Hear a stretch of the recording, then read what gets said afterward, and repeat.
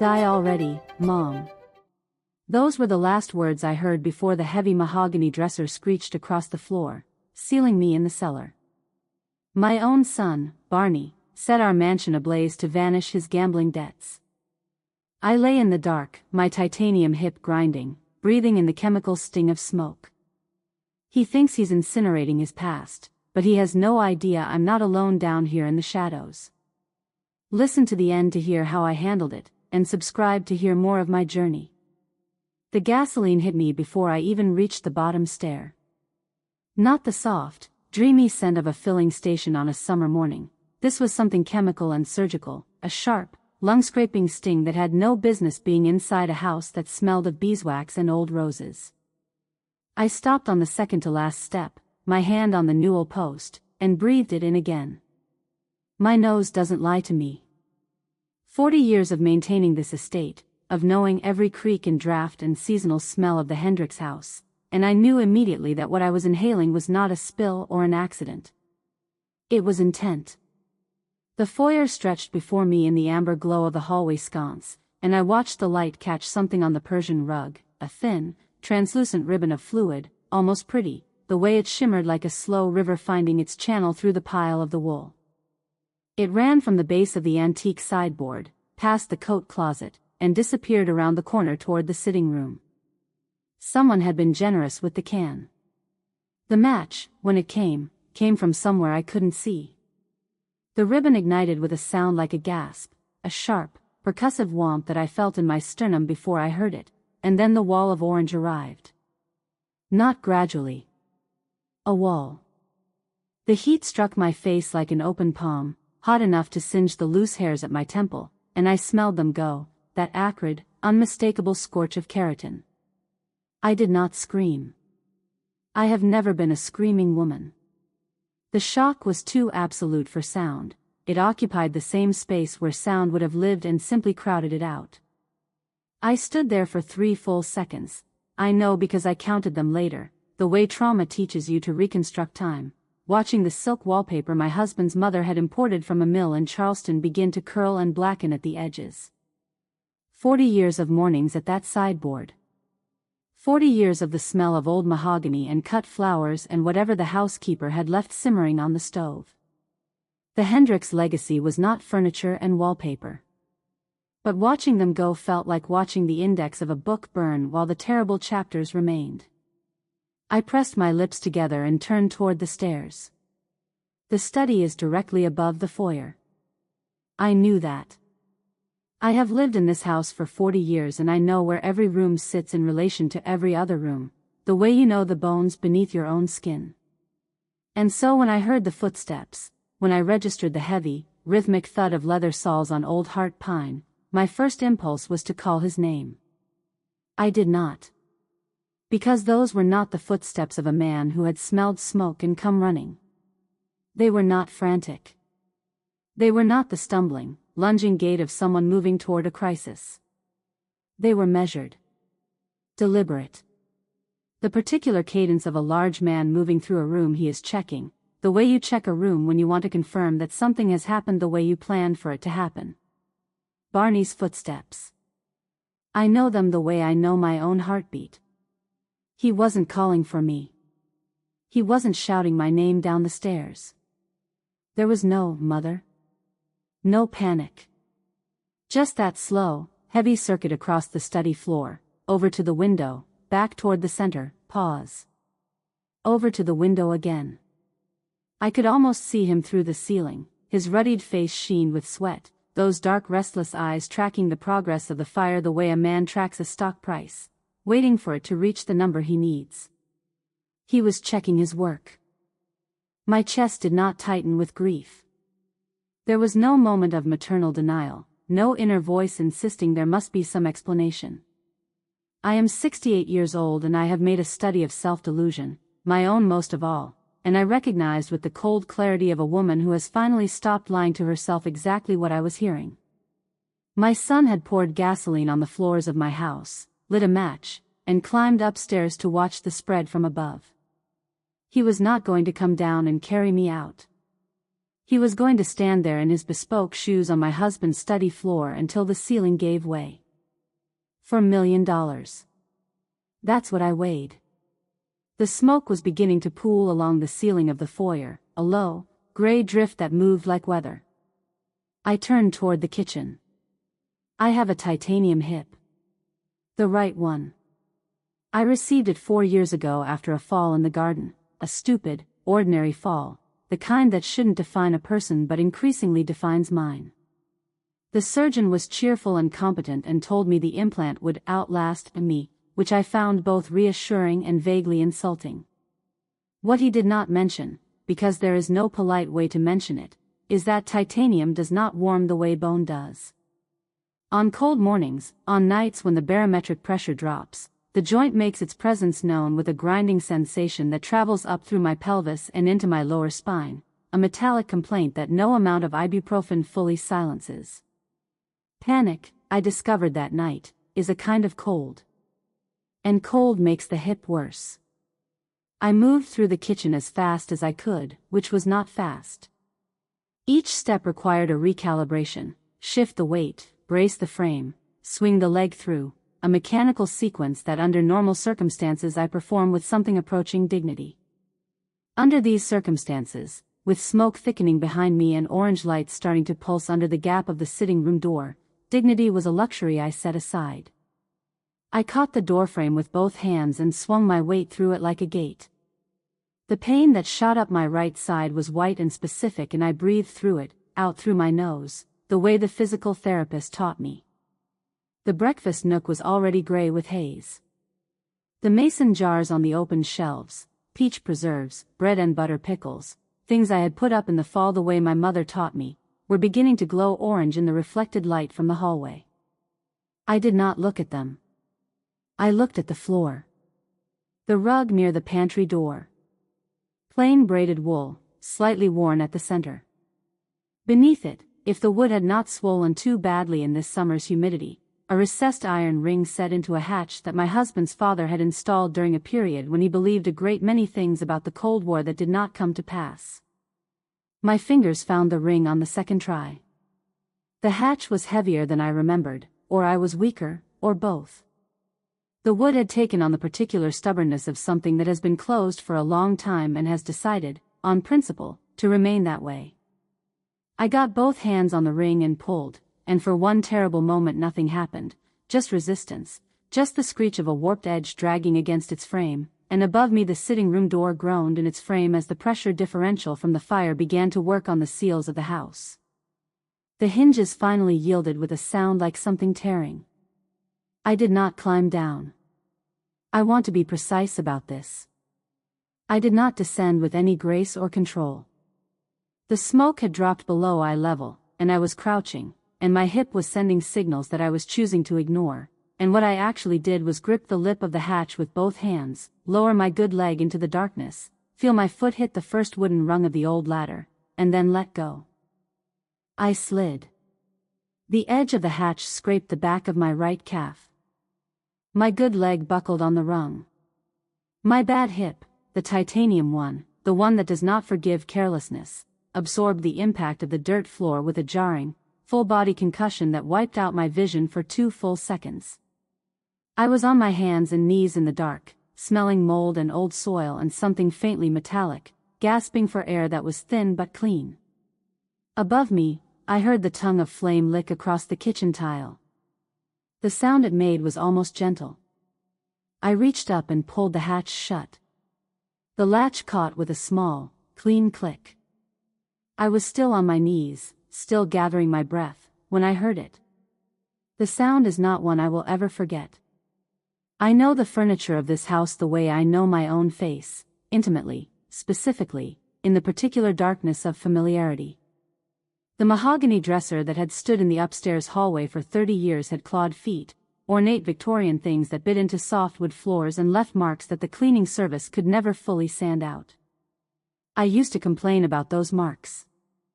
I would tell visitors it was the house settling, because it was less embarrassing than admitting we had simply never found the time to felt pad the feet. I knew the exact sound those feet made on pine flooring. The screech started at one end of the hallway, the bedroom end, and moved toward the kitchen. It was not a fast movement. It was the effortful, grunting drag of a very large, heavy piece of furniture being moved by one person who was working hard at it. I heard his breath through the floorboards, ragged and determined. I heard the dresser's claw feet catch and skip over a seam in the planking, the same seam they always caught on, the one 3 feet from the kitchen threshold. And then the weight settled over the hatch with a sound that traveled through the wood and into the dirt floor and up through my palms. It was the sound of finality. A door closing on a vault. I sat back on my heels in the dark and understood that my son had not left anything to chance. Above me, the house was burning in earnest now. Not the tentative, exploratory burn of the first minutes. This was settled, committed fire, the kind that has found its fuel source and has made a decision. The ceiling of the cellar was a patchwork of old floorboards and newer plywood replacements, and through the gaps, through the thin black seams between planks, the orange light came and went in pulses like a mechanical heartbeat. The roar was muffled down here. That was the worst of it, not the sound itself but the way the earth and wood filtered it into something almost abstract, a constant low thunder that I could feel in my back teeth but could not resolve into individual components. No crackling. No specific groans. Just that sustained, massive exhalation of a house consuming itself. I pressed my cheek to the dirt floor. There was a thin layer of breathable air down here, an inch, perhaps 2, close to the ground. I had read about this once, years ago, in a first aid manual I'd purchased when Barney was still young enough to get himself into serious accidents. Smoke rises.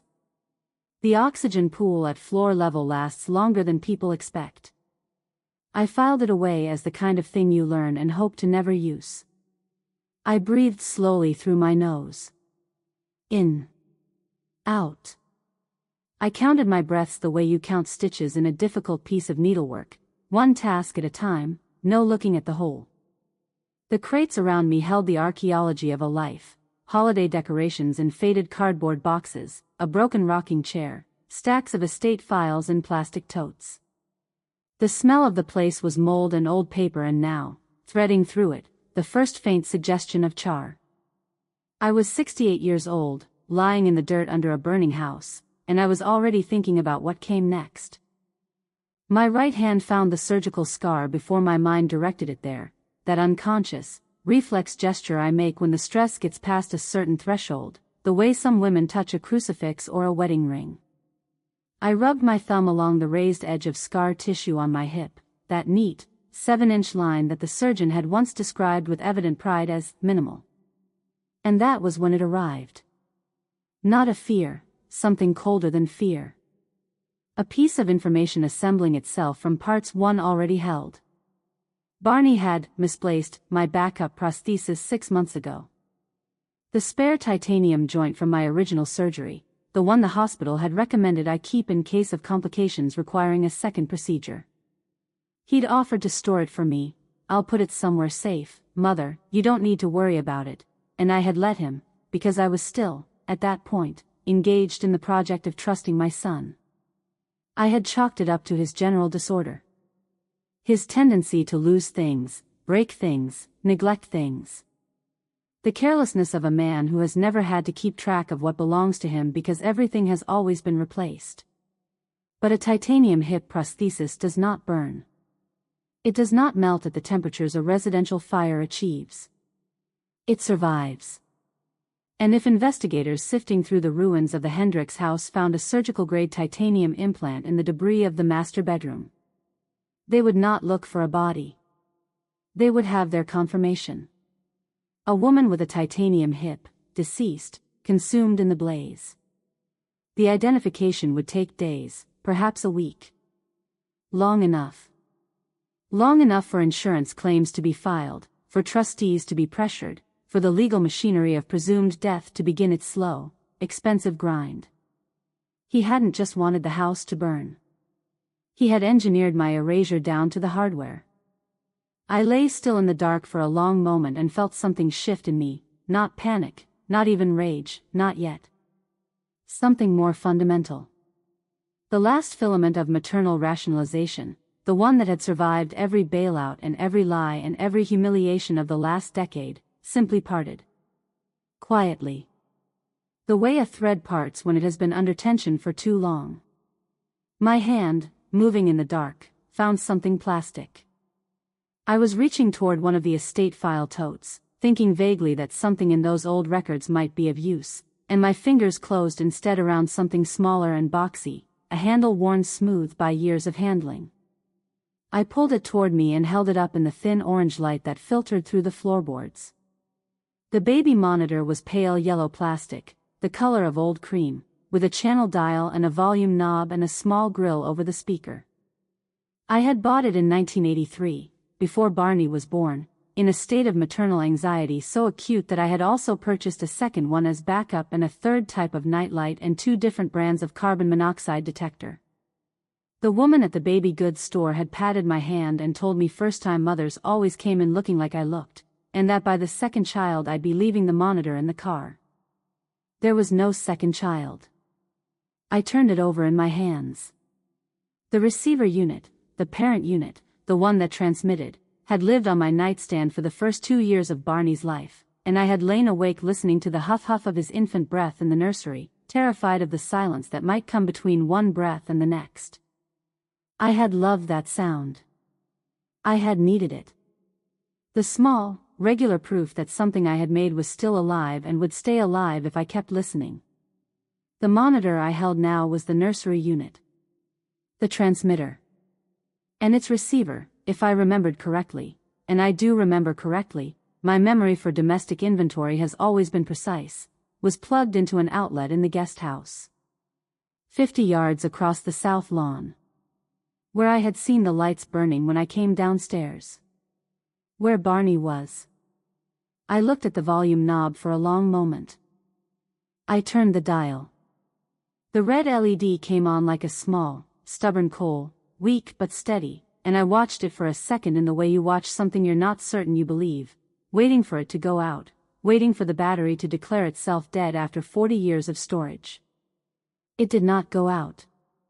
The speaker emitted a wash of static that sounded, in the silence of the cellar, extraordinarily loud, and I reached quickly for the volume and brought it down to a murmur. The static held for perhaps 10 seconds. Then the signal found its anchor. The guest house receiver, still plugged into the wall outlet, still faithfully broadcasting whatever sounds occupied its space, the static smoothed itself out the way water settles after a stone, and through the speaker came the world of 50 yards away, with an intimacy that felt almost obscene. A sliding glass door, the particular metallic whisper of its track. Ice against glass, the specific, crystalline clink of a tumbler with ice. And then a voice. I had not heard Barney's voice since he'd kissed my cheek in the foyer 3 hours ago and told me he'd be in the guest house if I needed anything, and that he'd lock up the main house later. I had thought nothing of it. I had believed him. Even then, even at the end, I had believed him. The voice that came through the monitor was not the voice of a man whose mother had just died. There was no thickness in it. No held breath, no careful modulation of grief. It was easy and loose, the voice of a man who has put down a heavy thing and feels, in the putting down, a kind of expansiveness. I pressed the speaker against my ear. There was a box of estate records beside me, and underneath it, half buried under a tangle of old extension cords and a pair of gardening gloves, the flat, rectangular shape of a cassette recorder. A Sony, Battleship Gray, the kind that journalists used to carry in the 80s. I had used it to dictate notes during estate board meetings before personal computers made such things obsolete, and I had put it down here with the other professional artifacts of a life and never thought about it again. I found the output jack on the monitor's side panel by touch. I found the input jack on the recorder. The cable connecting them was a short, standard auxiliary cord, the kind that used to connect everything to everything before wireless made cords seem quaint. It was coiled in the bottom of the estate records box, still in its original packaging, still wrapped in the rubber band that had dried to brittleness but held. My fingers shook. I want to be honest about that. My hands were not steady. The hip was a constant, low-grade fire all down my right side, and the air in the cellar was thinning, and the ceiling above me was beginning to emit small, intermittent pops as the floorboards expanded in the heat. My fingers shook. But I got the connection made. I pressed record. Through the speaker, now feeding directly into the tape, Barney's voice came in clean and unambiguous. He was talking to Amber. I knew Amber's voice from the 3 times I had met her at functions Barney had brought her to, her laugh a high, bright sound that I had found charming before I understood its provenance. She was laughing now, that same high bright sound, and Barney was talking over it, riding the buoyancy of his own relief. He said, "Old bird." He said, "Finally did something useful." He said, "Unfortunate accident," in the tone of a man reciting a line he has already rehearsed for a different audience. I did not cry. I want to be honest about that too. There was nothing inside me that felt like grief, no burning at the back of the eyes, no tightening of the throat. What I felt was a quality of cold that I recognized as something different from sadness, something that sat further down the scale toward clarity. I pressed my thumb against the recorder's record button to confirm the take was holding, and I watched the reels turn in the thin orange light. He was still talking when I heard the first section of the upstairs floor give way. The adrenaline, when it finally finished its work, left behind something I can only describe as a kind of weather system clearing. The panic was gone, burned off, metabolized, traded for something else. I was aware of my hip the way you are aware of a reliable piece of machinery that is running past its service interval. It was working, it would keep working, and at some point it would stop, and there was no productive thought to be had on that subject right now. I sat on a rusted gardening crate with the cassette recorder in my lap and the baby monitor propped against a mason jar of peach preserves, and I watched the reels turn. The ceiling groaned. The orange light pulsed. The air was thinner than it had been 20 minutes ago, and I was breathing slowly, carefully, with the deliberate conservation of a woman who has decided to stay alive for a specific purpose. Above me, in the burning guest house, no, in the intact guest house, across the lawn, across the 50 yards of south lawn that separated the life I had built from the man who was dismantling it, Barney was still talking. He had moved on from the accident to the trust funds. He was talking about timelines. He was talking about the memorial service. He was talking about a parish I had attended for 30 years, a building whose locks I still held keys for, whose PA system I had helped fundraise to install. I pressed my lips together. The tight, familiar compression that my physical therapist mistakes for a pain response, and that is, in fact, the closest I come to a smile. He thought he was celebrating the end. He had, in his characteristic way, miscalculated what endings require. The dripping started around midnight, I think, though I had no way to be certain of the time. The roar of the fire had been consuming for so long that its absence felt structural, as though the silence itself was load-bearing. What replaced it was this, a rhythmic, heavy drip from the charred floorboards above, the sound of water working its way through layers of debris. The fire department, or a burst pipe surrendering to the heat, had sent its cold emissary down through the ruins. The first drops landed in the dirt near my left hand, and I watched a small dark circle form and spread, the soil darkening around it the way grief darkens a face. The cellar had been cold before. Now it was something past cold, a damp, seeping chill that came up through the earth and moved through my clothes with the patience of something that had been waiting. I wrapped my arms around my chest and felt my own ribs under my fingers, and the shivering that started in my shoulders worked its way down my spine in slow, deliberate waves. The ceiling above me groaned under the weight of whatever the fire had left behind. Collapsed joists, the dresser, the accumulated debris of a burning house settling into its own ruins. I listened to each groan the way you listen to a building in a storm, assessing, calculating, deciding whether this particular sound is the prelude to something worse or simply the structure expressing its discomfort and continuing to hold. It held. I was entombed in the belly of my own life. Surrounded by the archaeology of 40 years, the crates of financials, the holiday ornaments, the broken furniture that had been too good to throw away and too damaged to use, and I was shivering in wet clothes on a rusted crate, smelling of wet charcoal and scorched silk and the particular mineral cold of disturbed earth. The dripping continued its small, indifferent percussion. I thought, I have survived the first part. I thought, surviving is not the same as living, not yet, but it is the necessary prerequisite. I rubbed my right hip with the heel of my hand and waited. The baby monitor's signal had not degraded. I had half expected it to: the fire, the water, the structural shifts in the house above, some interference I couldn't anticipate. But the red LED held steady when I thumbed the volume dial gently upward, and the static resolved itself again into the ambient sounds of the guest house with an intimacy that still surprised me. 50 yards. It was nothing. It was the distance between one life and the operation currently being conducted to erase it. I hunched over the device, my fingers working the plastic dial with small, incremental adjustments, sharpening the feed the way you tune a radio station that is almost but not quite in range. The static hissed, a dry, sibilant sound, a snake coiling around the signal, and then snapped clear. The guest house resolved, the low ambient hum of a refrigerator, the click and rush of the HVAC cycling on, the domestic sounds of a space that had been made comfortable for an extended stay. Someone had planned to be comfortable here tonight. The clink of glass against marble came through with crystalline clarity, a carafe, heavier than a tumbler, set down on the kitchen counter with the particular weight of good crystal meeting stone. I closed my eyes and I was, briefly and horribly, in that kitchen. I had designed it.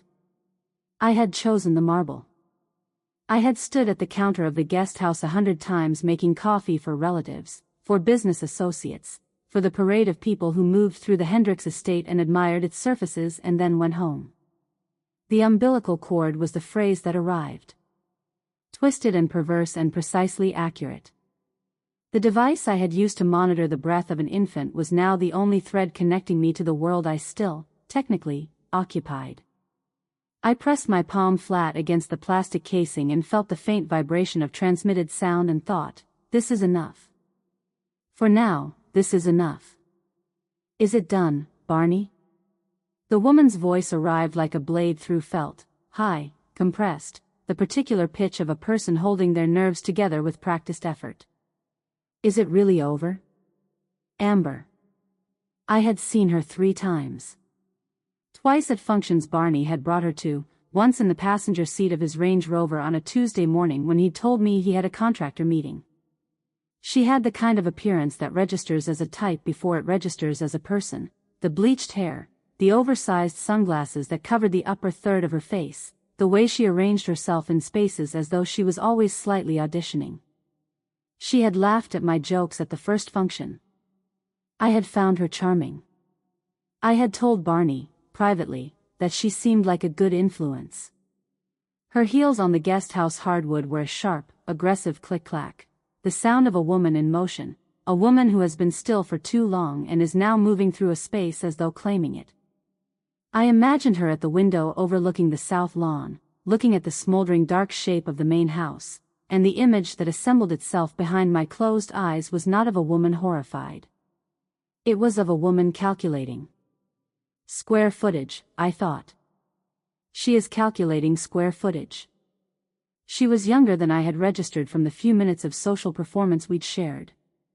Under the social veneer her voice had the impatience of someone who has been promised a timeline and is not interested in delays. She had been waiting for this. That was clear in the tightness of the question. Is it really over? Not, is she safe? Not, are you all right? The question of a woman whose concern begins and ends at the property line of her own future. I was 68 years old and I was hearing myself eulogized by a woman in heels who had never had a conversation with me that lasted more than 10 minutes. I pressed record. To the Hendricks estate. Barney's voice filled the speaker with the kind of volume that suggests a man who has learned to perform for rooms.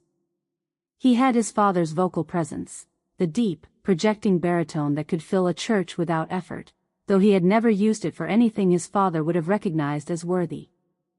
I heard the liquid pour, the heavy, unhurried glug of expensive bourbon finding its level in crystal, and then the chime of 2 glasses meeting. And to the dearly departed. A pause for theatrical wait. May she find the peace she never gave me. The laugh that followed was not the laugh I remembered from his childhood, the genuine, unguarded sound of a boy who found the world funny in the easy way that children do. This was something that had grown over that laugh like a callus, something wet and jagged, a sound produced by a man who has told a joke he considers very clever and wants the room to know it. It made the small hairs on my forearms stand. She never gave me peace. I turned the phrase over carefully, the way you examine a fragment of something broken to understand what it was before.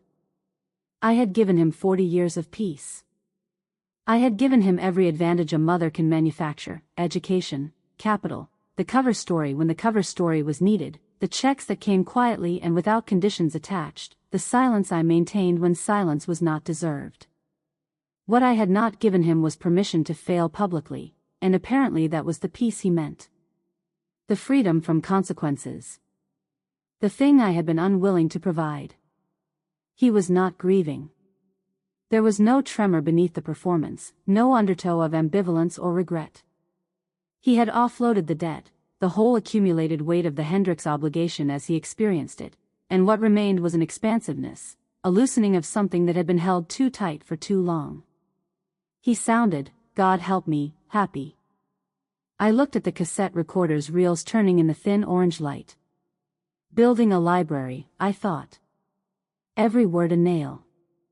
The hip was the masterstroke. I leaned forward involuntarily, closing the distance between my ear and the speaker by an inch, as though that inch would sharpen the already clear signal. Barney's voice had dropped to the register he used for things he was proud of, a conspiratorial murmur, the tone of a man who wants credit for a clever thing but also wants the clever thing to remain between the two of them. I had heard that tone when he described business arrangements to me that I had found troubling. I had heard it when he explained why certain discrepancies in the estate accounts were actually advantages if you understood the structure correctly. I tucked it right under the beam in the foyer. A small pause. When the coroner sifts through the charcoal, they'll find a serial-numbered titanium joint. Case closed. Accidental fire, 1 victim identified, check issued. The pride in his voice was a specific, architectural pride, the pride of a man who believes he has solved an engineering problem elegantly. He had used my medical history the way a forger uses the authentic document they're copying, not as something with inherent value, but as raw material for the fabrication. The serial number on the implant was linked to my surgical records. The records were linked to my identity.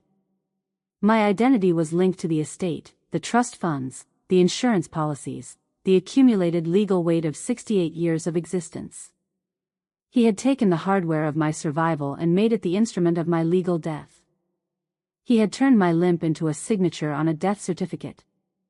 I rubbed the scar on my hip with my thumb and felt a calm descend that I recognized, with some dim surprise, as purely functional. This was not the calm of acceptance.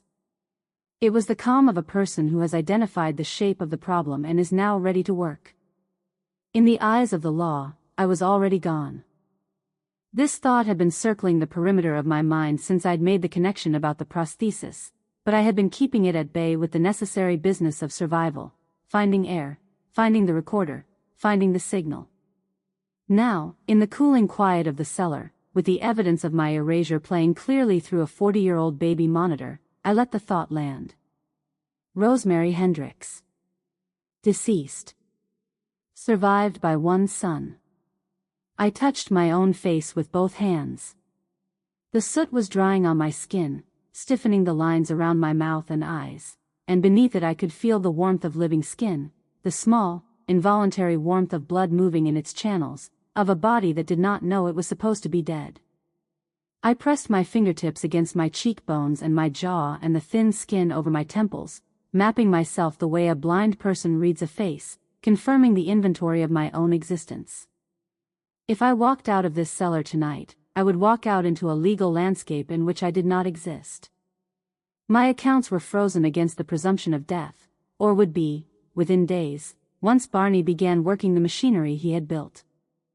My identification was linked to a woman who had died in a residential fire. Every institution that held a record of my life would need to be individually, laboriously corrected, and the process of that correction would require the kind of documentation and legal proceeding that took months, sometimes longer. Barney had built the cage before he lit the fire. He had understood that killing me was not enough, that what he needed was the infrastructure of my non-existence, the systems and records and presumptions that would work on his behalf while he grieved publicly and collected quietly. He had not just tried to murder me. He had engineered my administrative disappearance. The monster, I thought, is thorough. I looked at the baby monitor's red LED and thought, so am I. The urge arrived without warning, the way physical urgencies do, not building gradually but simply present, fully formed, occupying the chest cavity as though it had always been there and I had only now noticed. I wanted to scream. Not from despair, I want to be precise about this. Not the helpless howl of a woman in anguish. What I wanted was the physical release of it, the sheer animal declaration of I am here, the thing that human beings do when they have been contained too long in too small a space and the body's protest becomes louder than the mind's instructions. The smoke had been thinning but the air was still close and cold and the ceiling was groaning and my hip was a sustained, grinding fire down my entire right side, and the sound of Barney's celebration was coming through the speaker with its maddening, insulated clarity, and I wanted, with a ferocity that surprised me, to simply make noise. I could hear the first muffled sounds of official arrival outside, distant shouts, the mechanical clatter of equipment being unloaded. The fire department. If I screamed now, if I sustained it, they would find me. And then I heard Barney's footsteps resume on the monitor. Deliberate. Moving toward the door. The thought resolved with the cold finality of a calculation completing. He would hear me before they did. The guest house was 50 yards away and the firemen were on the street and the distance math did not favor me. He would come out from the guest house in the dark and he would have time. A shovel. A gun. The same resolute practicality that had dragged a mahogany dresser over a cellar hatch while a house burned around him. I swallowed the scream. I tasted copper and ash on the way down. And I chose the shadows. I ejected the tape with careful, deliberate fingers. There is a method to archival work that my professional life had made habitual.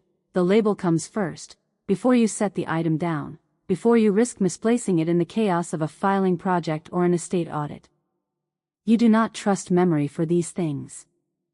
You trust the written word, and you write it immediately and legibly. I found the Sharpie in the office supplies box by touch, the felt tips slightly dried but serviceable, and I wrote in my habitual cursive, slanted, even, the penmanship of a woman who had been corrected for untidiness by the nuns at St. Catherine's School and had never forgotten the lesson. Confession 1. I capped the marker and slid the tape into a manila envelope from the same box, and I set it carefully on top of the financial ledgers where it would not be touched by the water seeping through the boards. I loaded the second tape with the same deliberate movements. The reels began to turn. Through the speaker, Barney and Amber had moved on from the immediate logistics of my death to the medium-term logistics of my estate. I listened to them discuss the insurance contacts timeline, the expected release of the trust distribution, the probate process that would proceed on an accelerated schedule given the clarity of the evidence. He knew the system. He had done his research. Or, more likely, he had paid someone to do it for him and had summarized their findings for Amber in the confident, slightly imprecise way of a man who has absorbed someone else's expertise and is presenting it as his own. Every word a nail. I watched the reels turn and I thought, I am building something in this dark. I am building the instrument of his accounting. I tried to stand and my leg refused. Not dramatically, there was no sudden collapse. No single catastrophic failure of the joint. What there was instead was the slow, awful discovery that the cold and the damp and the hours of immobility had done what sustained activity might have prevented. The titanium joint had settled into its socket with the particular rigidity of a hinge that has been left in one position too long in cold weather, and the muscles surrounding it had tightened around it in a kind of protective solidarity that was From my perspective, profoundly unhelpful. Every micro-movement produced a sensation I can only describe as geometric, sharp, specific angles of pain, as though the joint were a piece of broken glass being rotated slowly in wet sand. I sat back on the crate and breathed through my nose, 6 slow counts in, 6 slow counts out, the way the physical therapist had taught me for the bad mornings. I thought, this is the bad morning. This qualifies. The wooden crate labeled Financials 1998 was within reach. I pulled it toward me across the dirt floor with both hands, and the sound it made, a dry, deliberate scratch of wood on earth, was the only sound I permitted myself. I used it as a low frame, a rudimentary walker, pushing it ahead of me as I dragged myself forward on my hands and the one leg that was willing to cooperate, moving toward the back of the cellar where the alcove was. I had remembered the alcove, a narrow space behind the stacked ledgers, originally excavated when my father-in-law installed a secondary drain that was never finished. Dry, because it was elevated slightly above the cellar floor. Tight, but dry. I made it in approximately 12 minutes, by my estimation. Every scritch of the crate across the dirt felt very loud, and I moved with long pauses between movements, waiting to confirm that the sound above had not changed, that Barney had not become attentive, that the professionals outside had not come close enough to hear. The alcove accepted me like a body accepts sleep when sleep is finally permitted. The ledger I pulled from the nearest stack was leather-bound, dark brown, the spine stamped with a year and gilt that had gone dull, 1994 to 1996, estate accounts. I set it aside. The next one down was what I found. 2013 to 2014, the year Arthur died. I tucked it under my head. The leather was cold against my cheek and smelled of old paper and the particular dry dust scent of financial records. The smell, I had always thought, of accountability, of numbers set down in columns and expected to balance. Arthur had kept meticulous books. Whatever else I had discovered about my husband in the years after his death, whatever the slow accumulation of small inconsistencies had suggested and that I had chosen not to examine too closely, he had been a careful steward of the record.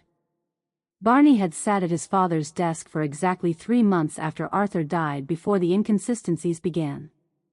I lay in the narrow alcove with my bad leg stretched as straight as the space would allow, the moving blanket pulled up over my hips, and I thought about what it means to understand something slowly. The way it arrives not as revelation but as the gradual legibility of a document that has been there all along, the handwriting finally clear, the figures finally adding up to the number you had hoped they would not add up to. 10 years ago. The year of the ledger. I closed my eyes and did not sleep, but rested in the space where sleep would have been. The first siren came from the east, the high-low wail of it cutting through the muffled sounds of the cellar like a needle through fabric. Then a second. The particular coordination of official response arriving to survey what remained of the Hendricks estate. I did not move. I heard the muffled authority of men's voices, short, functional instructions, the vocabulary of professional emergency, indifferent and efficient. The hiss of high-pressure water resuming somewhere above, working on embers that had not yet fully surrendered. The creak and shift of debris being assessed, the sounds of men with flashlights moving through the ruins of my life and seeing, in the scattered carbonized remains, the evidence of an accidental tragedy. I watched the baby monitor's red LED pulse in the dark of the alcove. It was steady. Patient. The small red light of a technology so old it had been designed without planned obsolescence, built to keep going, built on the assumption that the person listening needed it to keep going for as long as the child in the next room needed watching. I was a dead woman. I had been formally extinguished by a son with a plan and a spare titanium hip and a guest house 50 yards away from which he would emerge in the morning wearing a face arranged for grief. A dead woman has no appointments to keep. A dead woman is under no obligation to announce herself to the professionals moving through the ruins of her house in the dark. A dead woman can wait for dawn. I pulled the moving blanket more tightly around my legs and felt the rough wool against my palms, the scratch of old fiber, the smell of mothballs and years, the physical texture of something that had outlasted its purpose and been stored and forgotten and was now, in the absence of anything better, exactly what was needed. Dawn, I thought. And then the church. And then St. Jude's, where I had keys that had never been returned, and a PA system that I had helped buy, and a congregation that had known the Hendricks name for 30 years and was about to learn what that name had covered. The red light pulsed. I breathed. I waited. Phase 2 complete. Rosemary has survived the night in the cellar alcove, built her archive of 2 recorded tapes, metabolized the full scope of her legal erasure, and made the strategic decision to remain hidden until Barney's need for a public memorial creates the window she requires. She is in physical decline, the hip is worsening, the air is thin, the cold has settled into her bones, but her mind is operating with a cold, forward-looking precision. She knows the target, St. Jude's. She knows the instrument, the tapes. She is waiting for dawn. The crash arrived without preamble, no building tension, no warning creak of floorboards, just an explosion of sound through the monitor's small speaker that made me flinch so hard I struck my shoulder against the alcove wall. Glass shattering. The dense, decisive impact of something heavy, a chair, from the resonance of it, being overturned against a hard floor. And beneath those sounds, before any voice arrived, a quality of presence that I recognized in the way you recognize a weather change before you can name it, the charged, predatory density of men who have entered a space they intend to own. Where is it, Barney? The voice was not what I expected. I had spent enough years adjacent to conflict, estate disputes, creditors, the particular low theater of men who feel owed, to know the difference between performed menace and the real thing. This was the real thing. It was flat. Devoid of the performative volatility that my son used as a management tool, stripped of every social register that might suggest the speaker cared whether Barney found him reasonable. Cold and direct as a bill presented for immediate payment. These were not men who had come to negotiate. My heart struck against my ribs with a force I felt in my back teeth.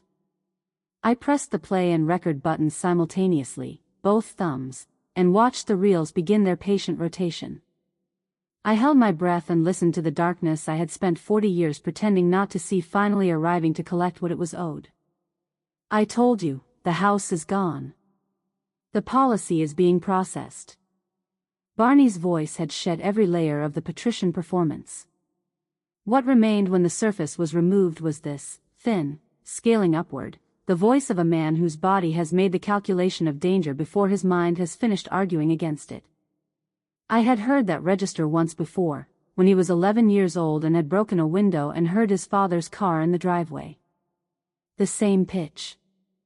The same quality of a person trying to make themselves very small very quickly.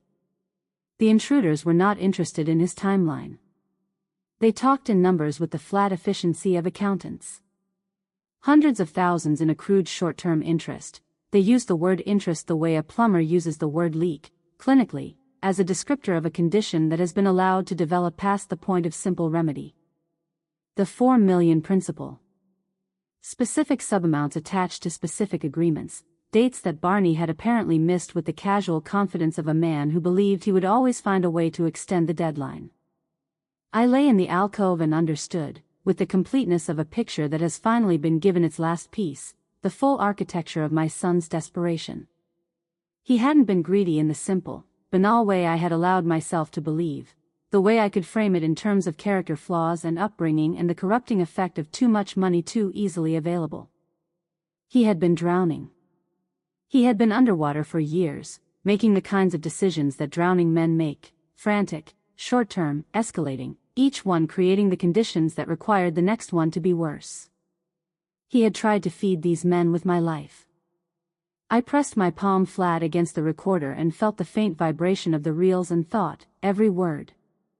The sound that followed was specific enough that I have never been able to unhear it. A wet, meaty impact, the sound of a fist or an object meeting soft tissue with committed force, the sound that is nothing like what film has trained people to expect, heavier and more final and somehow more ordinary than the dramatized version. Barney's sharp intake of breath.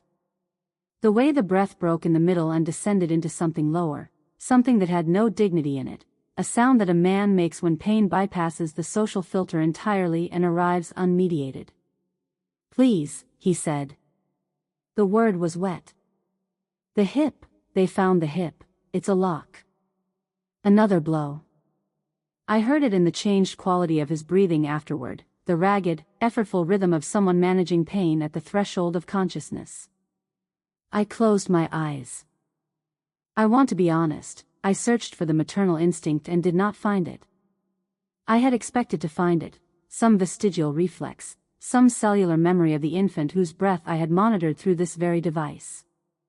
But the woman who had listened for that breath was gone, had been gone for years, and what sat in the alcove in her place was someone who had been cauterized past that particular response. What I felt instead was a cold, geometrical validation.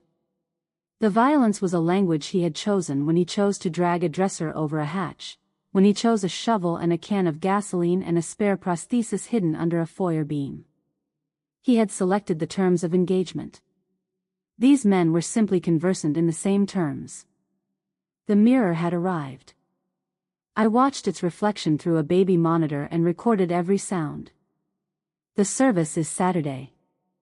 The words came in a frantic, compressed rush, the way a person talks when they have decided that information is their last remaining negotiable asset. "The trustees can't hold the funds once the casket is in the ground. I just need the death certificate finalized at the memorial. 48 hours, just give me 48 hours and you'll have the first million." There was a silence from the intruders that had weight to it, the silence of men running a calculation, assessing the collateral value of a timeline against the immediate satisfaction of continued force. I lay in the alcove and absorbed what I had just heard. He was using the church.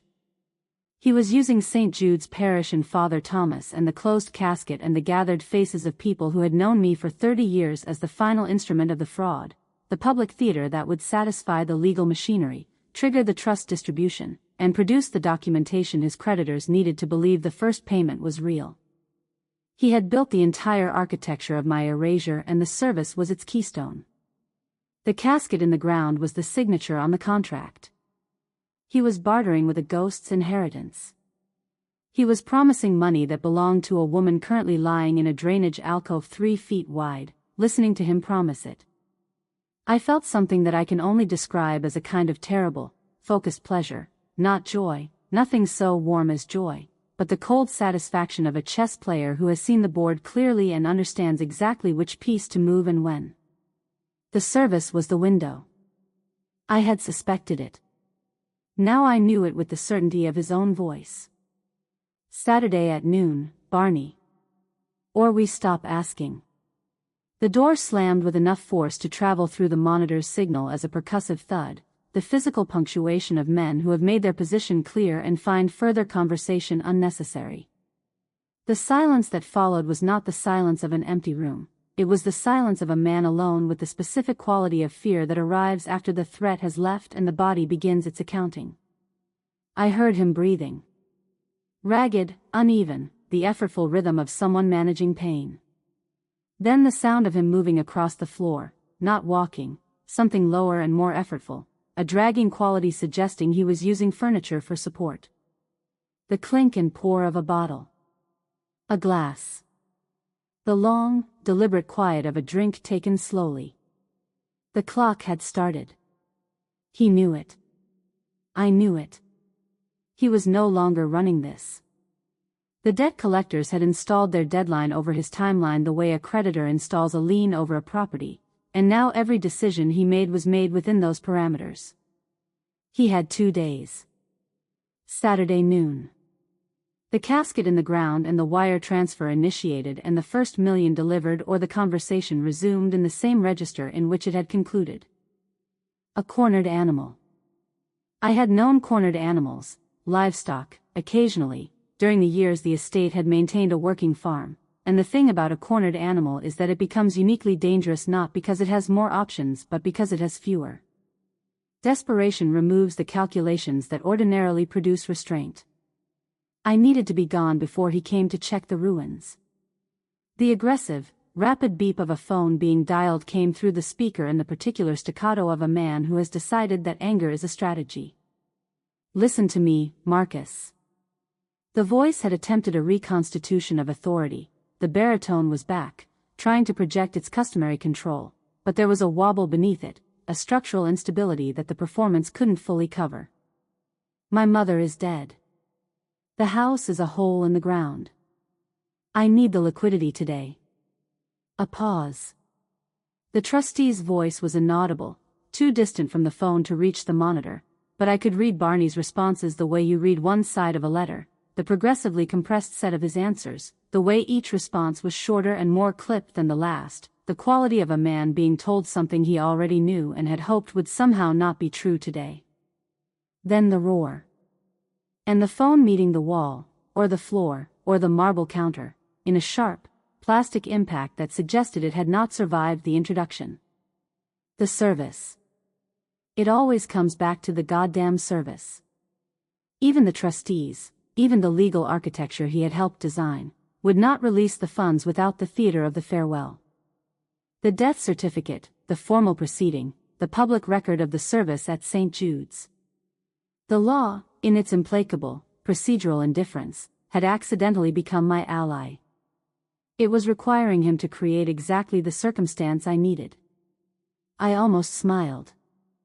The tight, rare compression of lips that sometimes passes for a smile in my repertoire. The voice that came through the monitor next was not one I had heard from him before, or rather, it was a voice I had heard many times, but hearing it now, from the outside, with the context of everything that preceded it, was like looking at a familiar painting under different light and seeing, for the first time, that it was a forgery. Father Thomas? It's Barney Hendricks. Somber. Weary.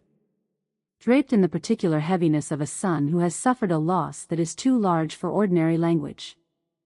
A southern humility so precisely calibrated that I could identify every deliberate choice within it, the slight roughening of the voice suggesting controlled emotion, the pause before mama that suggested the word cost him something to produce.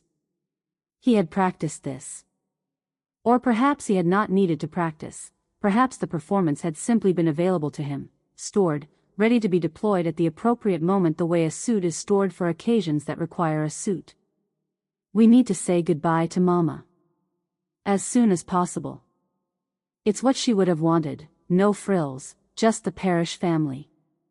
I heard Father Thomas's voice this time, briefly audible as Barney moved closer to the phone, a low, warm murmur of condolence, the pastoral response to grief that the priest had been trained to produce and that Barney was, in this moment, exploiting with the precision of a practiced grifter working a mark who has never been worked before. Just the parish family. The people who had watched me chair the parish council for 8 years. The people who had attended the fundraiser for the PA system I had helped install.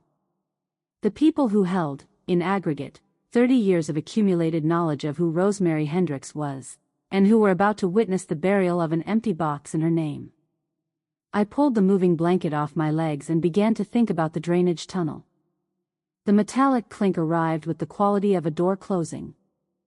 I had been moving through the logistics in my mind, the tunnel, the timeline, the distance to St. Jude's, the keys I had kept without returning when I left the parish council, the PA system's input panel behind the sacristy, when the sound came through the monitor and rearranged everything with the cold efficiency of a deadline moved forward.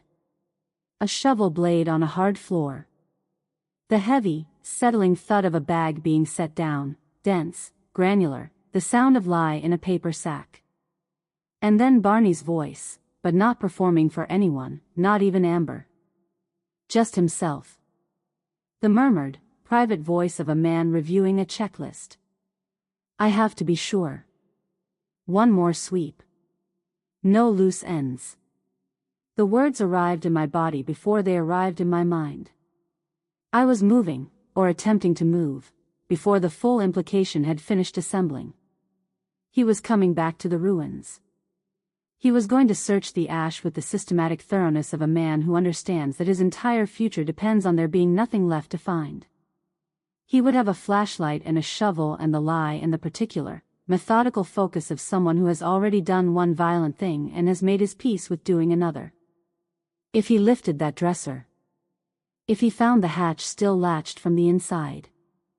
The debt collectors would be the least of my concerns. I grabbed the cassette recorder and shoved it into the waistband of my trousers, against the skin, where the body heat would keep the mechanism from seizing in the cold. I reached for the crowbar I had noticed earlier against the back wall, half buried under an overturned box of garden tools. I was not going to be a loose end. The architectural plans lived in my memory with the specificity of things learned under conditions of necessity. I had overseen the renovation of the estate's foundation during a coastal storm mitigation project 12 years ago, and the Victorian drainage system, original to the house, installed by my husband's grandfather during a period when the Georgia coast flooded with reliable seasonal violence, had been documented, mapped, and incorporated into the updated blueprints. I had read those blueprints the way I read financial statements, completely, with retention. The rear wall of the cellar. The iron grate, original Victorian iron, recessed into the brickwork at floor level, sealed by 12 years of salt air corrosion and the kind of benign neglect that accumulates around infrastructure that appears to be functioning adequately. The tunnel beyond it ran approximately 40 yards at a slight downward grade, following the contour of the original drainage channel, and emerged in the salt marsh vegetation at the creek bank. 3 blocks from the estate, by the property survey coordinates I had signed off on in 2011. I dragged myself to the rear wall by the route I had already cleared earlier, using the financial records crate as a frame, my right leg trailing its dead weight behind me. The garden tools had been stacked against the grate for years, a fact that I had not consciously registered but that my memory had apparently preserved, along with everything else, against some unforeseen requirement for the information. I shifted the tools aside with methodical care. No unnecessary sound. The grate was encrusted. I could feel the roughness of the corrosion through my palms when I pressed them against it, a thick, granular texture, the oxidization of iron and salt air over decades. The crowbar fit into the gap at the lower edge with difficulty. I positioned myself on my left side, good hip down, and applied my weight to the bar the way you apply a lever, not with force but with physics, using the mechanical advantage of the angle. The groan the grate produced was low and grinding and I held my breath through it. Then the pop of the seal breaking. Then the swing of the grate on its single functioning hinge. The smell that came out was ancient. Stagnant water, mineral cold, the particular organic darkness of a sealed channel that had not moved freely in years. The circular opening was black. I did not hesitate. Hesitation was a luxury for people with options. I went in head first. The tunnel was not built for human passage. I understood this academically when I memorized the blueprints, and I understood it with the complete, sensory totality of lived experience within approximately 90 seconds of entering it. 3 feet. Perhaps slightly less, where the brickwork had shifted over the years. I moved on my elbows, my forearms flat against the brick floor of the channel, my chin down, my weight distributed forward, and I dragged the rest of myself behind me with a motion that had no dignity in it and that I chose not to assign any significance to. Dignity was a peacetime concern. The right hip was a problem. The titanium joint, in its socket, produced a sound when it made contact with the brickwork that I can only describe as informational, a rhythmic, grinding report that traveled up my skeleton and informed me, repeatedly and without nuance, of the precise degree to which the joint was operating outside its designed parameters. My vision produced white sparks at the outer edges in response to the sustained feedback. I breathed through my nose, counted strokes, and moved. The mud was cold and thick and smelled of every decade of organic material the drainage system had collected and compressed into the floor of the channel. It worked its way under my fingernails, into the creases of my wrists, against my cheek when my arms gave out and my face dropped and I rested for 30 seconds against the brick floor, breathing. I was 68 years old, and I had a titanium hip, and I was crawling through a Victorian drainage tunnel in the Georgia dark toward a salt marsh 3 blocks from the house where I had lived for 40 years, with 2 cassette tapes shoved in my waistband and a cold, incandescent purpose that had replaced, completely and without remainder, every other organizing principle of my life. I moved. Time in the tunnel was not sequential. It was a series of present moments, each one identical to the last, elbows forward, drag, breathe, rest, elbows forward. The brick walls pressed close enough that I could feel them on both sides simultaneously when I exhaled and my ribcage contracted. The cold was absolute. The dark was absolute.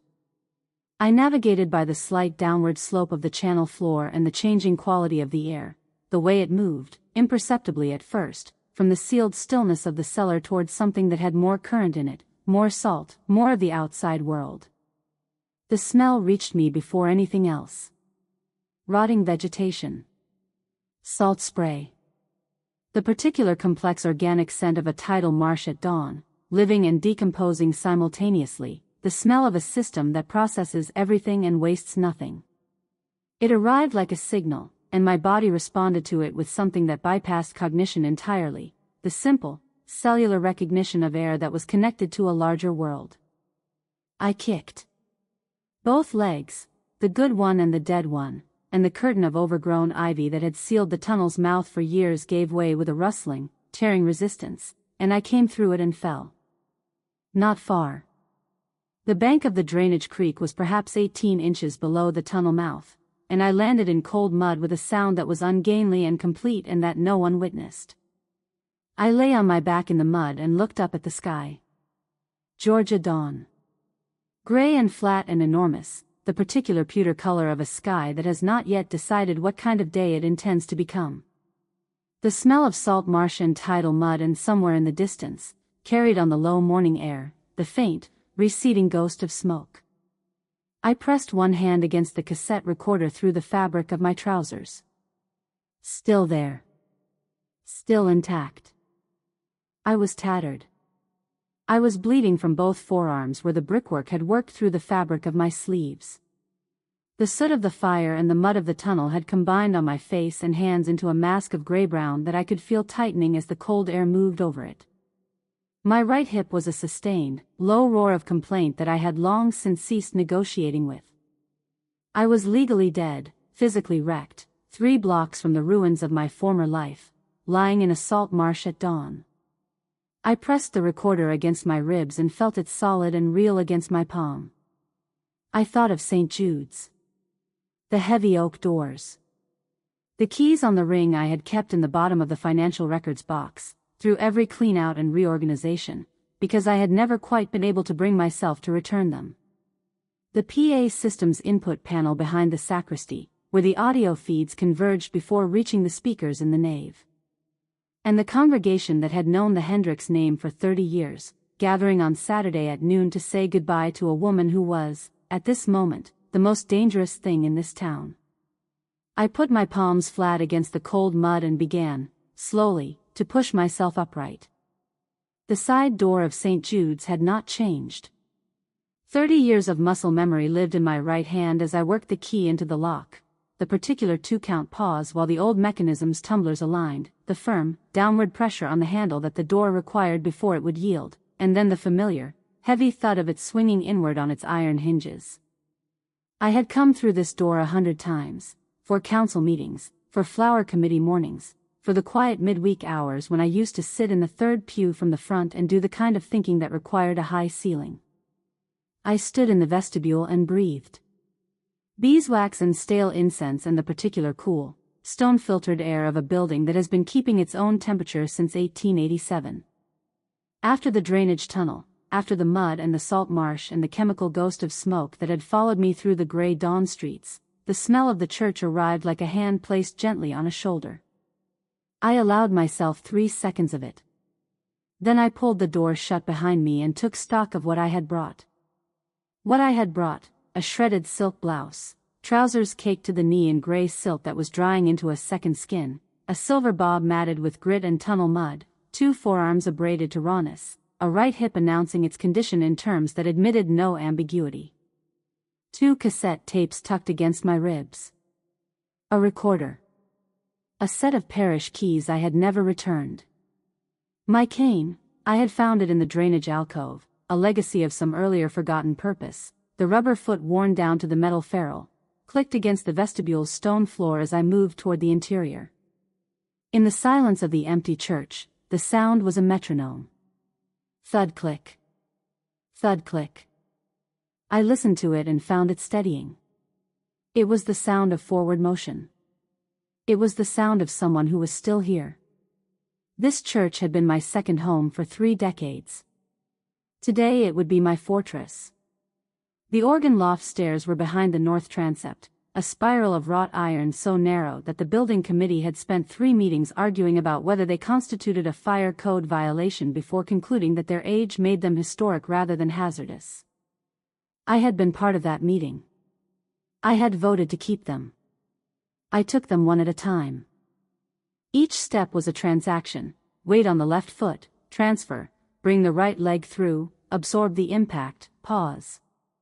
My right hand on the iron railing, gripping hard enough that I could feel the cold of the metal through my palm as a separate sensation from the pain below. I counted steps because counting gave the mind something to do that wasn't cataloging the alternatives to continuing upward, and there were 15 of them, and I reached the loft in approximately 4 minutes by my internal estimate, which is an eternity and also nothing, depending on what you are measuring against. The velvet curtain at the loft's front edge was the same deep burgundy I remembered, slightly more faded, the nap flattened in places where it had been touched repeatedly over the years. I settled into the shadows behind it and looked down. The nave of St. Jude's opened below me like a stage. The morning light came through the ascension window in the east wall, blues and reds and the particular luminous gold of old glass, and fell in columns across the stone floor. The mahogany casket sat at the altar on its bier, polished to a reflective depth that caught the stained glass light and threw it back doubled. It was a beautiful object.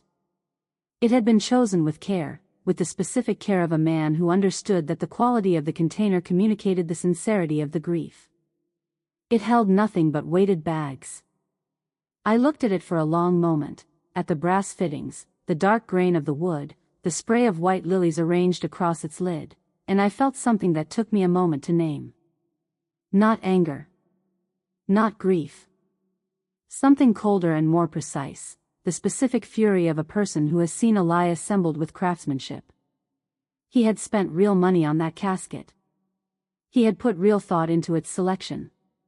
He had treated the performance of my death with more care than he had treated the reality of my life. I settled the cassette recorder in my lap and waited. The sound system cabinet was in the narrow passage behind the choir stalls, accessible from the loft by a short walkway that the original builders had installed for organ maintenance. I had spent enough years on the parish council's facilities subcommittee to know the cabinet's contents with the same specificity I applied to financial records: the main amplifier, the mixing board with its 8 input channels, the auxiliary input panel that accepted external feeds, the master fader, and, critically, the override circuit that bypassed the secondary controls at the pulpit and the lectern. I worked the panel with steady fingers. The steadiness surprised me, and then it didn't. I have noticed, over the years, that my hands are calmest when the task is clear. Ambiguity produces tremors, precision produces stillness.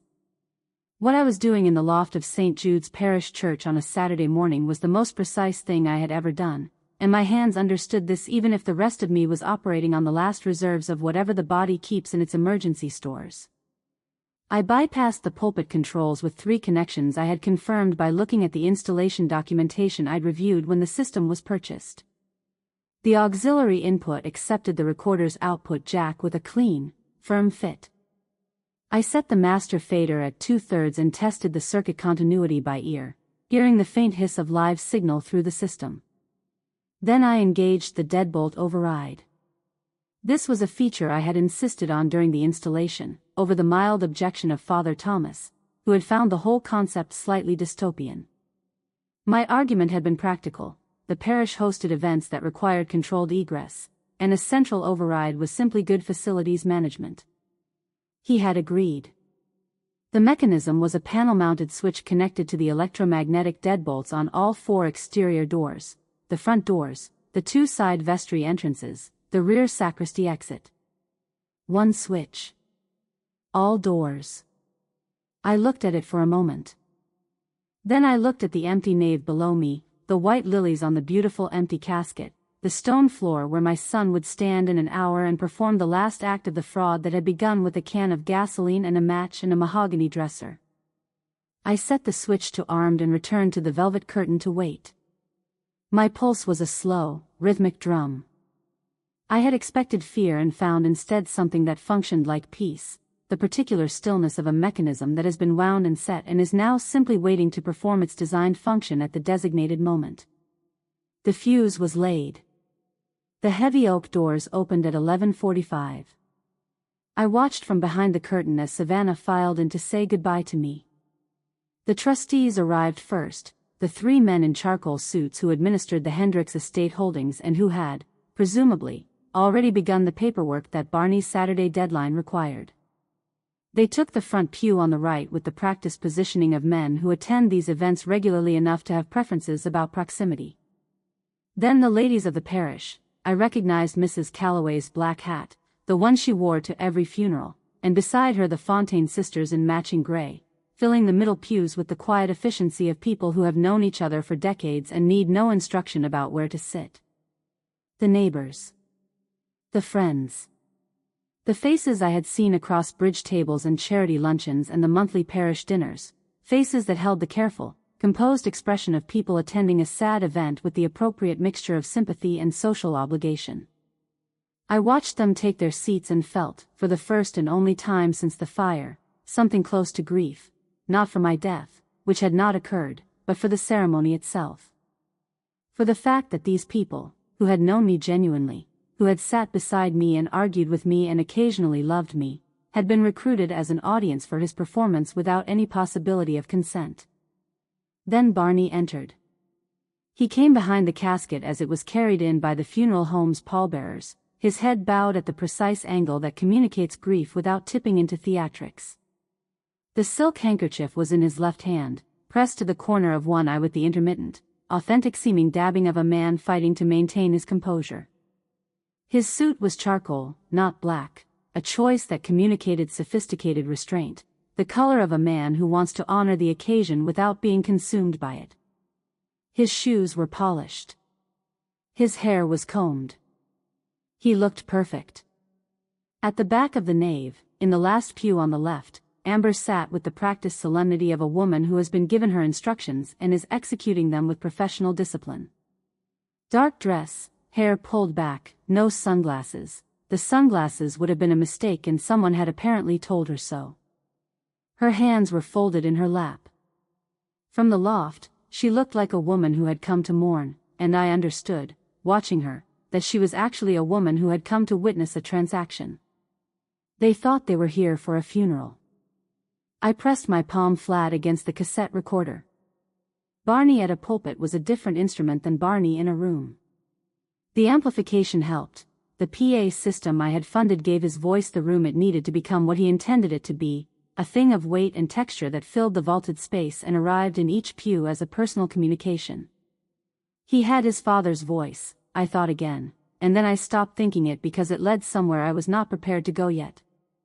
My mother was the bedrock of this community. The shoulders moved with the controlled, convincing tremble of a man managing emotion.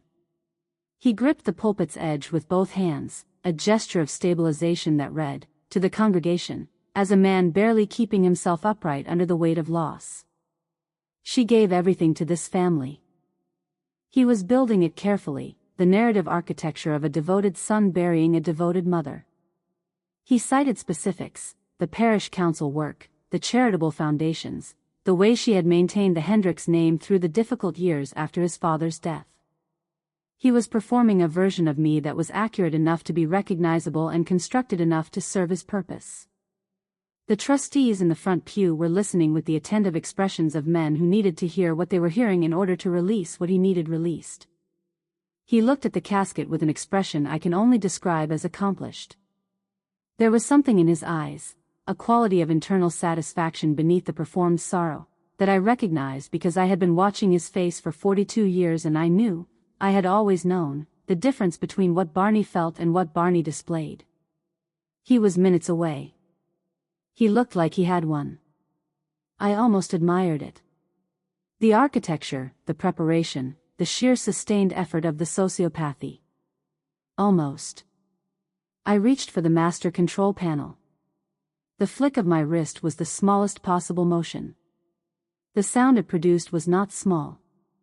The electromagnetic deadbolts engaged in sequence: front doors, side vestry left, side vestry right, sacristy rear, for heavy, mechanical clacks that traveled through the stone walls of the building and arrived in the nave as something between an echo and an announcement. The sound of metal meeting metal, of a lock finding its home, of every exit in a building closing simultaneously. In the pews, heads turned. The ripple of unease moved through the congregation from the back forward, the way a disturbance moves through water, the people nearest the doors first, registering the sound and its proximity, their faces shifting from the polished composure of grief into something more uncertain. Then the middle rose. Then the front. At the pulpit, Barney's hand froze on his prepared text. He did not immediately understand. He stood very still, his hand pressed flat against the paper, and I watched the micro-expressions cross his face in rapid sequence: confusion, assessment, a preliminary formation of the wrong explanation.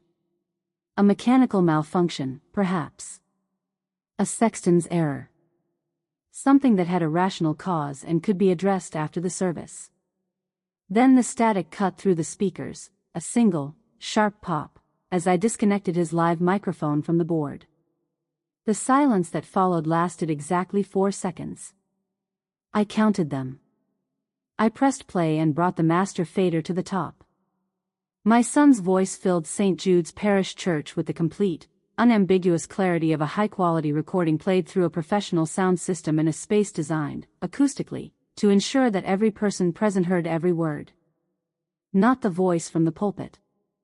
Not the honeyed, grief-draped baritone of the man who had been speaking 30 seconds ago.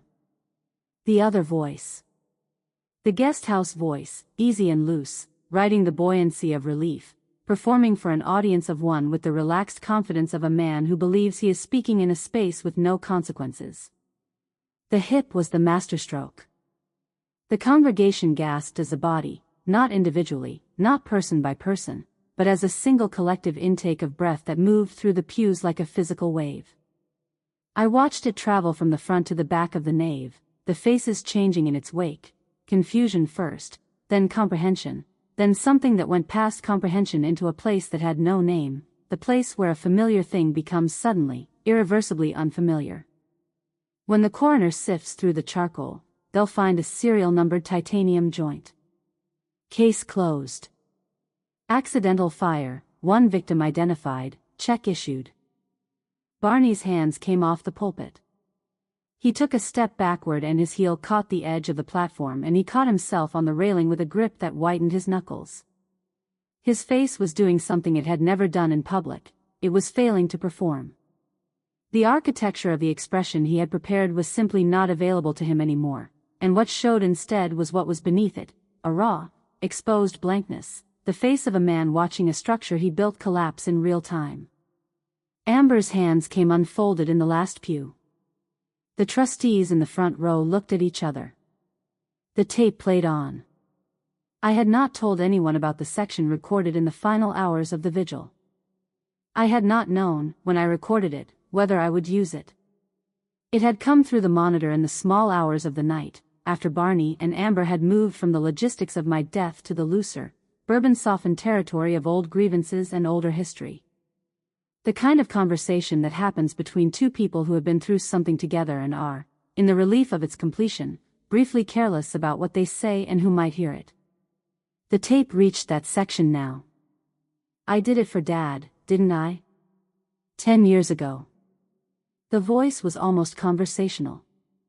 The ease of a man revisiting something that has been resolved and filed away, something that no longer requires the management of guilt because guilt had not been part of the original transaction. 1 pillow, 1 minute, and the old man's heart gave out. Just like Mama's house. The silence that landed in St. Jude's after those words was a different order of silence than what had come before. The gasp from the confession about the hip had been shock, the sharp, reflexive shock of unexpected information. This was something that went deeper than shock. This was the silence of an entire room absorbing the collapse of a story they had all believed for 10 years, the restructuring of a decade of memory around a new and terrible fact. Arthur Hendricks. who had died in his sleep of cardiac arrest at 64, which the doctors had said was unfortunate but not, given his family history, surprising. Whose death I had mourned with the incomplete, uncertain grief of a woman who had sensed something wrong in the circumstances but had never been able to make the wrongness concrete. Whose financial records I had slept on in a drainage alcove 2 nights ago, the leather binding cold against my cheek. I understood, in the silence, that I had known and not known simultaneously for 10 years. That the body keeps its knowledge even when the mind refuses delivery. That the ledger under my head in the cellar had been the right object to choose, and that it had chosen itself. At the pulpit, Barney's face was the color of old candle wax.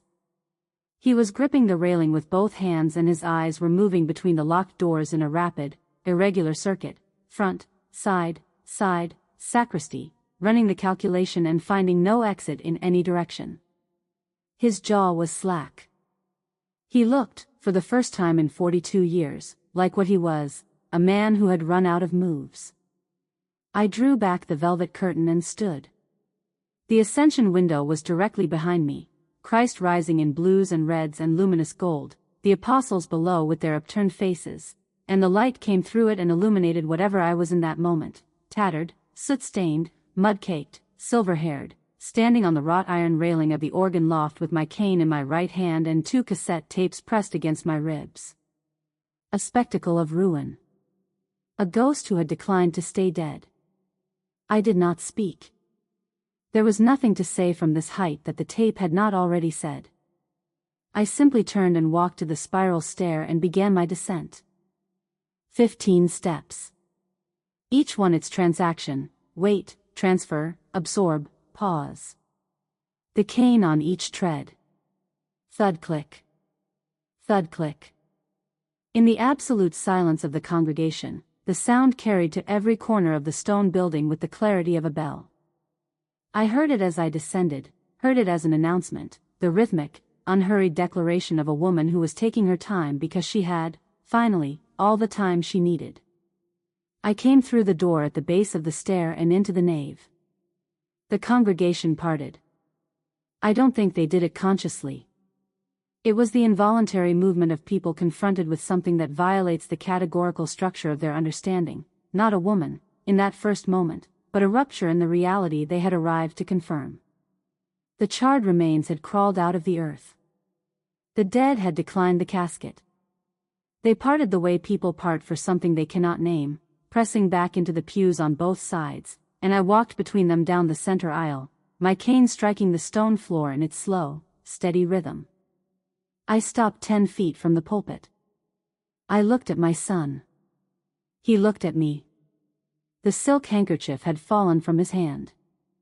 It lay on the floor of the pulpit platform, a small white flag in the shape of a square, and he had not moved to retrieve it, and he would not.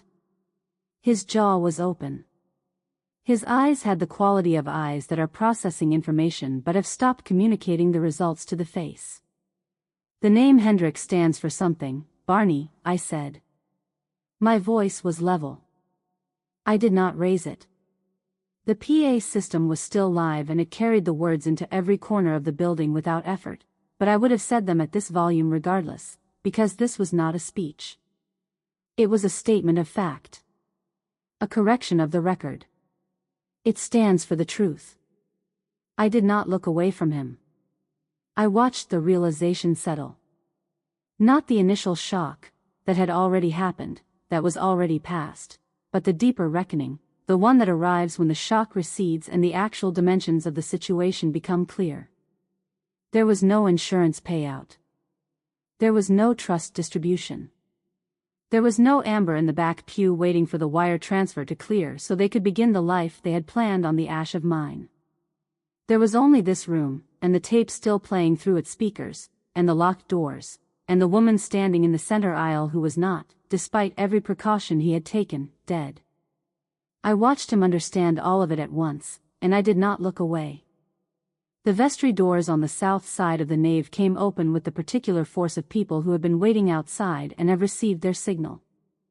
I had called the trustees' emergency line from a payphone 2 blocks from the church, before I entered, while I was still dripping drainage mud onto a Savannah sidewalk in the early morning. I had been brief. I had given the trustee, Marcus, who had refused Barney's demand for immediate liquidity on the grounds of procedure and who had, it turned out, already contacted the ATF about the fire investigation, the address, the time, and the words "bring everyone." He had not asked questions. He had heard my voice and he had understood, I think, that the questions could wait. They had waited outside until I engaged the deadbolts. That had been the signal. The ATF agents came in first, 4 of them, in the dark jackets with the yellow letters, moving with the practiced efficiency of people entering a secured space with a known subject. Behind them the local detectives, 2, in plain clothes, who split immediately to cover the approaches to the pulpit and the side aisles. The recording was still playing through the PA system, Barney's voice on the tape cycling back through the confession about the hip, the confession about Arthur, the guest house celebration with Amber, and the agents entered to the sound of the man they were there to arrest narrating his own crimes in his own voice, which I imagine is an unusual professional experience. Barney vaulted the altar. I say it plainly because it happened plainly. He simply left the pulpit, cleared the communion rail in one motion, and went over the altar itself with the frantic, graceless athleticism of a large man who has identified the sacristy door as his best remaining option. He was wrong about the sacristy door. He was wrong about all the doors. I had engaged all the deadbolts. The agents reached him before he reached the locked door. He went down on the stone floor of the chancel with a sound that was significant, and he screamed, a high, thin, ragged sound that had stripped away every layer of the performance and reached down to something older and rawer, the sound of an animal that has finally, completely, run out of room. I watched them secure the chrome cuffs with the calm attention of someone confirming a piece of work has been done correctly. He was on his feet when they walked him out. They allowed him that, but the suit, the $2,000 suit chosen for its communication of prestige, was stained at both knees with the cold sweat of the stone floor, and his hair had come loose from its combing, and the face that turned toward me one last time as they moved him past was not the face of the man who had stood at the pulpit 20 minutes ago. I watched him go. The tape played on. The cottage is 3 blocks from where the estate used to stand. I chose it for the porch, a deep, sheltered porch facing south toward the salt marsh, with a good wooden chair and enough overhang to sit outside in light rain. The real estate agent had described the location as convenient to the former Hendricks property, which I found, under the circumstances, an interesting framing. I told her I'd take it. The foundation work began 6 weeks after the service.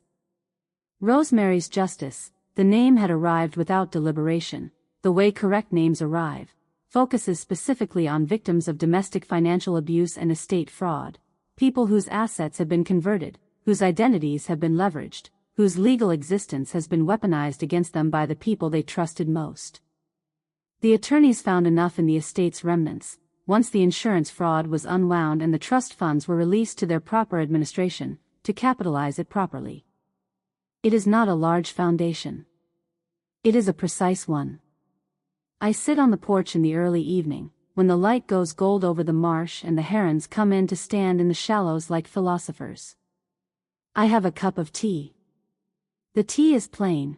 I have found, since the fire, that I prefer simple things to elaborate ones, that the pleasures that stayed with me through the drainage tunnel and the organ loft are the ones I intend to keep. The smell of tea. The sound of the marsh settling into the evening. The absence of listening. I reach down and rub my hip, the good reflex, the old reflex, still there. The joint aches. It will always ache. The physical therapist tells me to think of it as information rather than complaint, which is advice I can work with. It is the hardware that kept me moving through the cellar and the tunnel and the spiral stair, and it did its job, and I can honor something for its service even when it causes me difficulty. The cassette recorder is on the table beside me. I have not been able to bring myself to put it away, and I have stopped trying.